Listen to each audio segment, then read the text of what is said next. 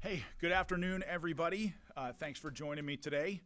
I'll start off with a few things at the top, and then I'll get to some of your questions here at the end.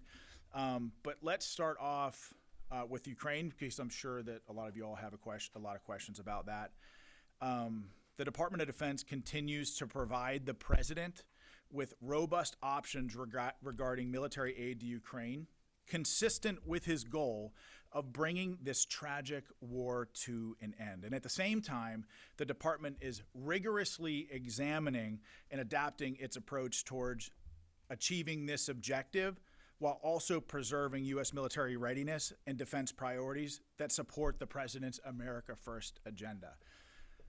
This capability review, and that's exactly what it is, it's a capability review, is being conducted to ensure U.S. military aid aligns with our defense priorities.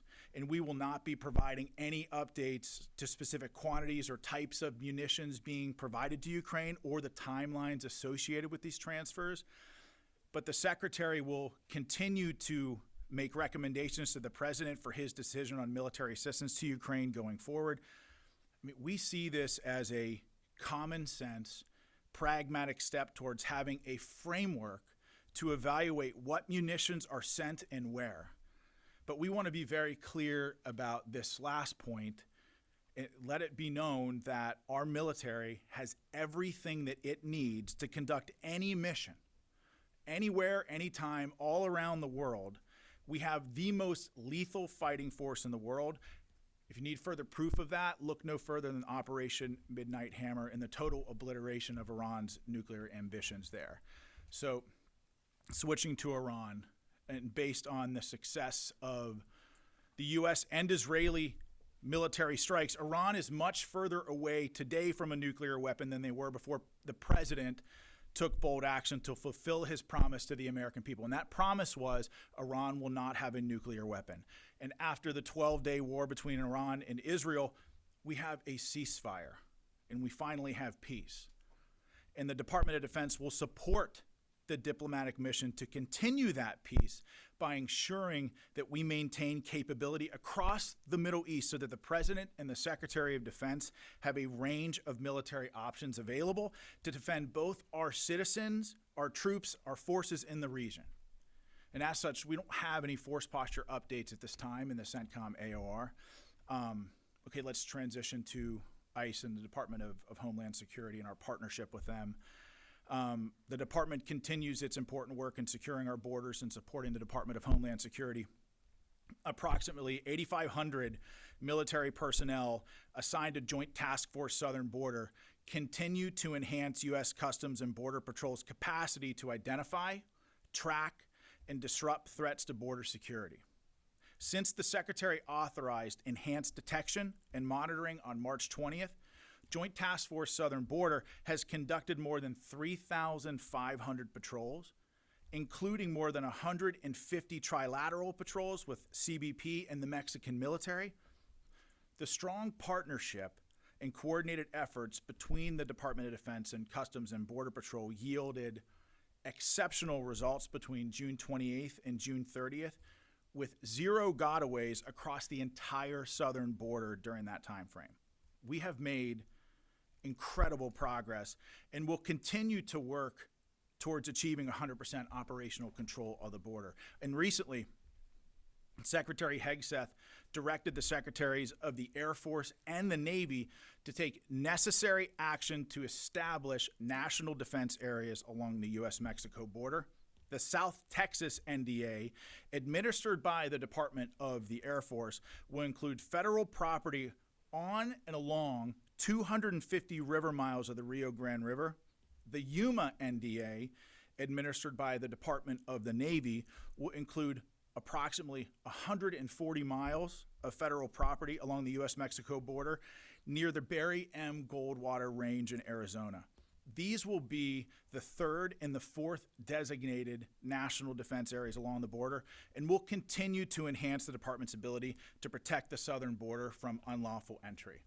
The National Guard is also playing an essential role in protecting the U.S. southern border from illegal entry and maintaining the sovereignty, the territorial integrity, and the security of the United States. over 4,200 Texas National Guard soldiers and airmen on state active duty continue to support Operation Lone Star, and nearly 70 Florida National Guard members are on state active duty as well. They're conducting base camp security at Alligator Alcatraz. In the greater Los Angeles area, approximately 5,000 military personnel assigned to Task Force 51 continue the important mission to protect federal functions, personnel, and property in that area. These federalized California National Guard and U.S. Marines have supported more than 170 missions in over 130 separate locations from 9 federal agencies, including the Drug Enforcement Agency, the U.S. Marshal Service, ICE, and the Department of Homeland Security. Okay, so let's switch gears to the budget. I want to take a minute from the podium today to applaud the Senate on passing the president's One Big Beautiful Bill, and I would urge the U.S. House of Representatives to do the same. This bill's necessary investments in shipbuilding, military ships, aircraft, icebreakers, unmanned systems, artificial intelligence, $25 billion for the development of Golden Dome, all of these things directly help achieve the president's peace through strength agenda and will help equip our warfighters to protect the homeland against 21st century threats. This reconciliation bill is a once-in-a-generation opportunity to revolutionize our nation's defense capabilities by investing heavily in service member quality of life, including housing modernization, child care, education reforms, healthcare improvements. I mean, all of these things are great, and the department is just laser focused on getting our warfighters the funding they need to execute their mission. Let's talk about recruiting briefly.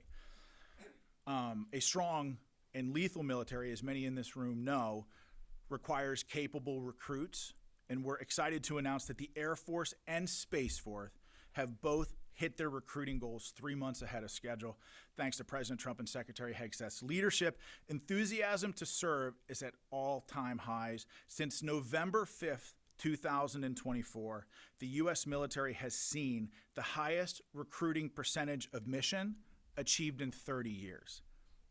Let's talk EUCOM real quick. Over the weekend, U.S. Air Force Lieutenant General Grinkovich was officially confirmed as the next Supreme Allied Commander Europe and the U.S. Commander of European Command. He officially assumed command of the U.S. military mission in Europe during a change of command ceremony in which U.S. Air Force General Dan Raisin-Kane, the chairman of the Joint Chiefs of Staff, served as the presiding officer. General Grinkovich relieved General Chris Cavoli, who's retiring from military service after nearly 4 decades. So congratulations to you, Chris, on a successful career. We're also very proud to have Grinch at the helm in Europe. And in closing, before I take some of your questions, I just want to take an opportunity to recognize the career of Lita Baldor, who's retiring after 20 years covering the Department of Defense. I want to thank Lita for her dedication to covering the issues, the operations of this department, and the people of this department in depth. And she's made my job and those who had it before me a hell of a lot more difficult, but we get it, that's her job, to ask those tough questions. So to Lita, congratulations, good luck in everything that you want to do, and thank you for everything that you gave this department. And finally, as our nation commemorates its 249th birthday on Friday, let us never forget that the freedom we enjoy in America is never free. Our freedom is ensured by the men and women in uniform spanning here at home and across the globe who dedicate themselves to its preservation. So let us never forget our fallen who made the ultimate sacrifice. Let us never forget their families who continue to carry that very heavy burden.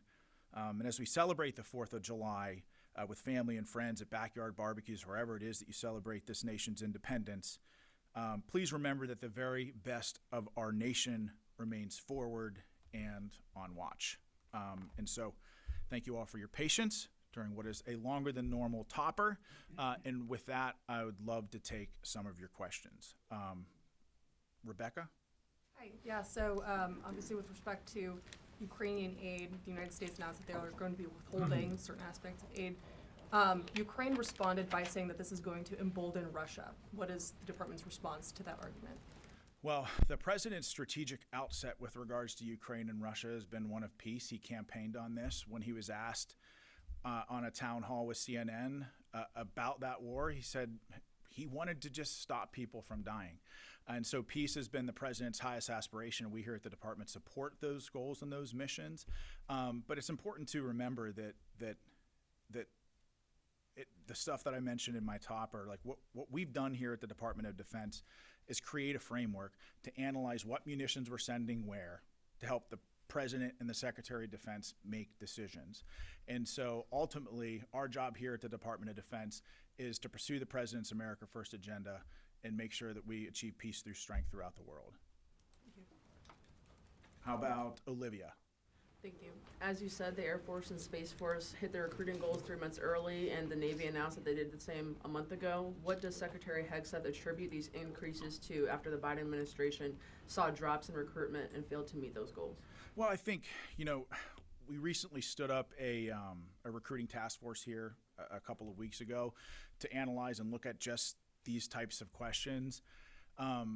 Recruiting is a constellation of different things, and one of the things that we recognize here at the department, to answer your question directly, I believe that with President Trump as a commander-in-chief and Secretary Hegseth at the helm here in the DoD, leadership matters, and certainly their leadership and moral clarity as it pertains to certain issues, not just here within the department, but all around the world, has inspired people to want to join and serve this country in great numbers.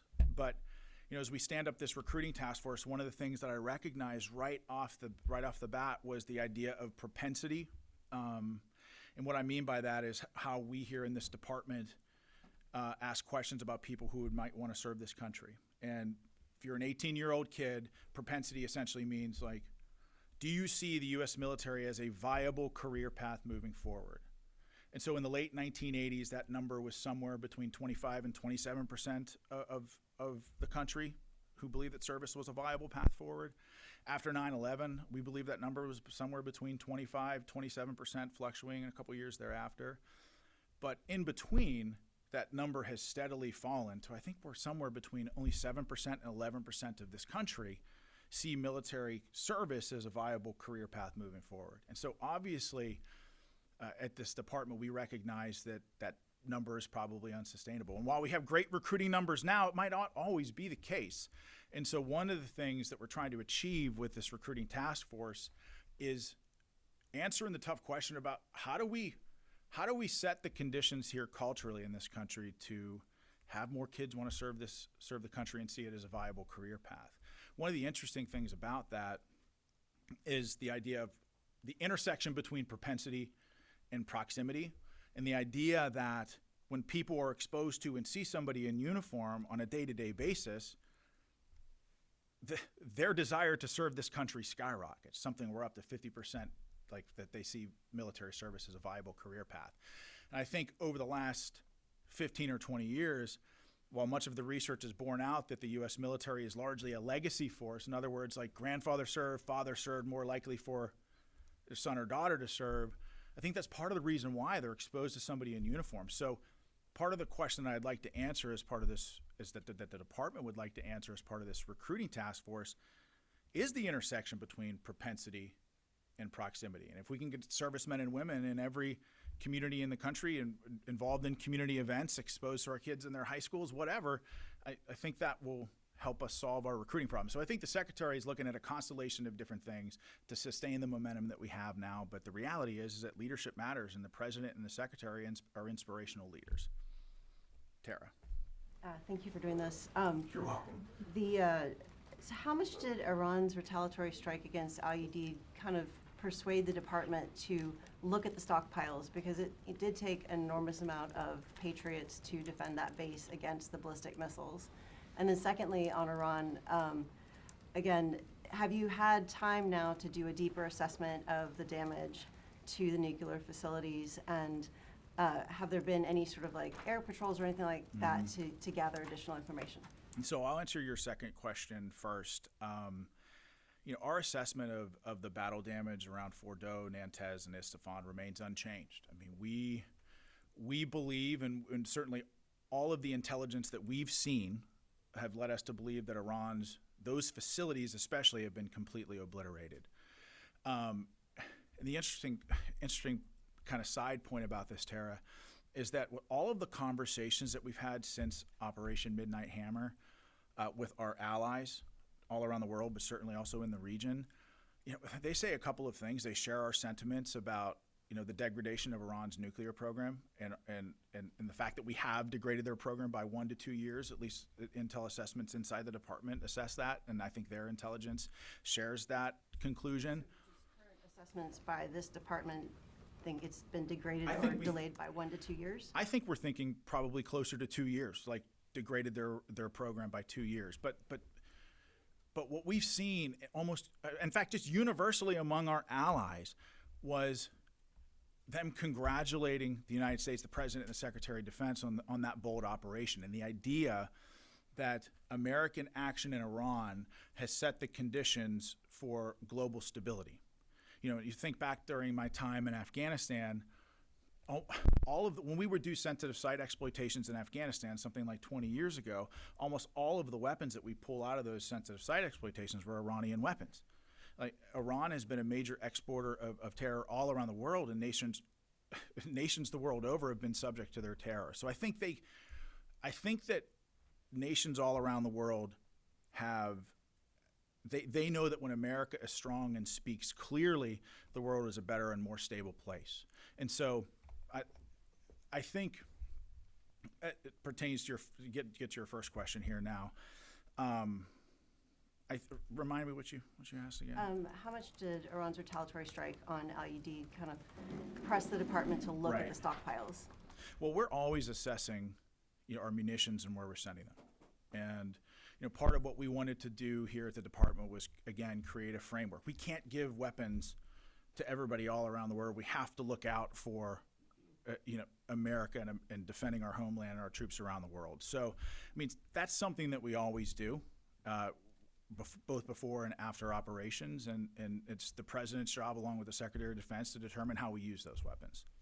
Can I follow up on that? You said in your opening, just to Tara's first question, or I guess the second question that you answered first, you said in your opening that this led to the obliteration of Iran's nuclear ambitions. And I wonder if the assessment is not just that you're citing is not that the program was degraded, but that Iran no longer has the ambition to even create a nuclear weapon. Is there an intelligence or assessment that says that? Well, we believe that sending bombers from Missouri, 37 hours on a mission, not a single shot fired at them, took a very strong psychological toll on Iranian leadership.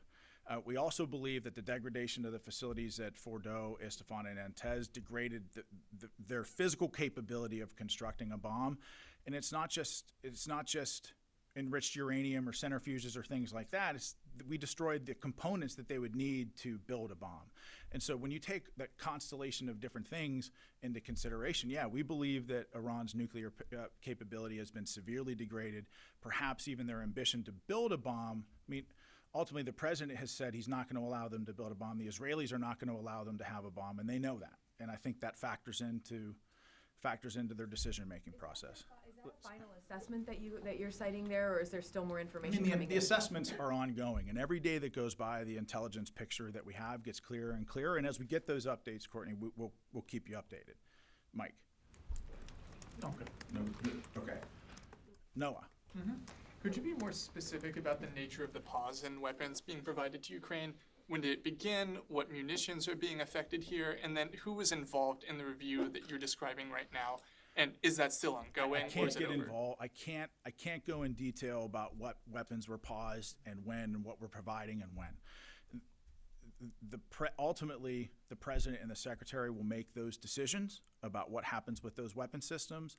Obviously, keeping in mind that the President was elected on an America First platform to put America first. And so our job as political appointees here in the Department of Defense is to provide the President a range of options to do just that.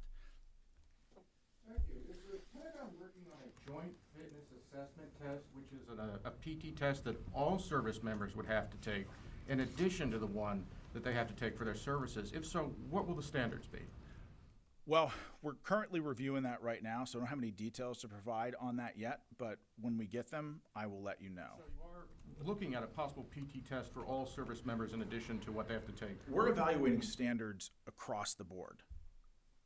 How about Wallace? Right here. I wanted to ask a question pertaining to Syria. I was going to ask if, does the U.S. have plans to continue to draw down the troop presence in Syria? And if so, are they confident that the current Syrian government can successfully keep under detention the 10,000 ISIS fighters currently there? Well, I mean, certainly the president has talked about expanding our relationship with Syria, and I think we have high hopes there. But right now we've still got about 1,500 troops thereabouts in Syria, but we're not going to comment further on force posture there. But we're optimistic about the future in Syria, as the president has already said before. Mike. I do have my question. I Sorry. thought I saw you with your hand up. Yeah. Do y'all believe that the Biden administration, the past 4 years, sort of basically opened up the door to Ukraine and say, take whatever you want, and without much idea to sort of keep control of the inventory? And is that one of the reasons why you want to see what's in the storage and not? Absolutely. I think that for a long time, 4 years under the Biden administration, we were giving away weapons and munitions without really thinking about how many we have. And I think that this president was elected on putting this country first and defending the homeland, and then you couple that with our national defense strategy and a shift to the Indo-Pacific, and part of our job is to give the president a framework that he can use to evaluate how many munitions we have and where we're sending them. And that review process is happening right now, and it's ongoing. Haley. Thank you so much. Thanks for doing this, Sean. On Iran, the IAEA chief said this weekend that he believes Iran could begin enriching uranium within months. Does the department disagree with that? Are you saying the secretary does not share that? Well, I'm not going to comment on anything with the IAEA and Iran, but our assessment of Iran's nuclear program remains unchanged. Could you also provide an update on the review panel on Afghanistan and what work has been done there thus far? Yeah, we've got a great team coming together, most of whom will be here in July. And Haley, I think, that's a great question. I just want to say, our strategic outset here for this review, you think back to the Vietnam War and helicopters on embassies, and I got to believe that there were a lot of first lieutenants, captains, majors who witnessed that, who fought in that war and thought, boy, I wish we could have ended this war differently. And some of those first lieutenants, captains, majors, I'm sure stayed in and became 1-star, 2-star, 3-star generals, and then maybe led and commanded in Operation Desert Storm. And I find that interesting because in Operation Desert Storm, there's a clear mission, clear end state. American troops withdrawn when that end state was realized. And I feel like many of those 1-star, 2-star, 3-star generals perhaps retired after Desert Storm, and a lot of that institutional knowledge and that pain that was experienced during the withdrawal in Vietnam was probably lost. And then flash forward 10 years, 9/11 happens, 20 years of war in Iraq and Afghanistan. And we find ourselves at the end of the Afghan war in a remarkably similar situation that we were in Vietnam. So the question that I have here and that the department has is what happened? Like, how do we as a department make sure that something like in Vietnam and something there again that happened in Afghanistan never happens again? Helicopters and embassies in Vietnam, helicopters and embassies in Afghanistan is just not the desired end state that we were looking for in those conflicts. And so how do we get an assessment at the tactical, strategic, and maybe presidential level? The questions that were, how was intel reported during the withdrawal? How do we structure our report in the micro at the tactical level to answer a lot of the questions that the American people had? Like questions like, why did we abandon Bagram? How did we end up in Kandahar? All of these questions are the types of questions that we're going to be asking. But ultimately it's about weaving these lessons learned into doctrine. And the idea that maybe we can use this review to reform the way that we evaluate and promote young non-commissioned officers and young officers. Like, for example, if you read the Afghan reports that came out every June, regardless of who the task force commander was in Afghanistan, those reviews were remarkably similar. But the end state was a disaster.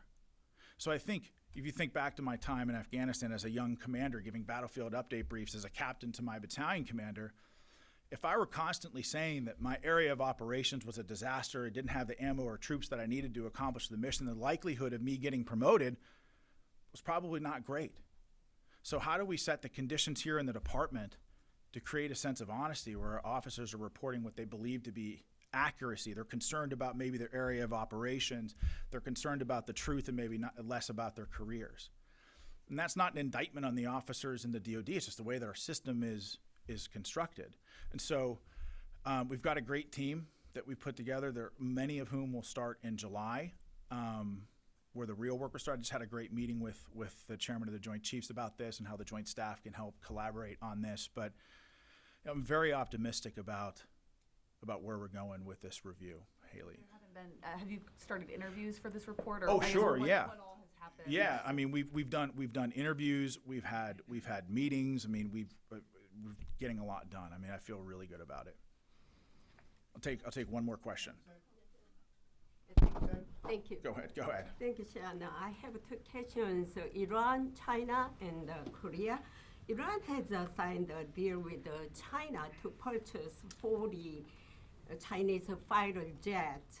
What are your concerns about Iran and China military cooperation? Well, obviously, we're watching that. You know, we're very concerned about that, especially as we look to shift force posture to the Indo-Pacific.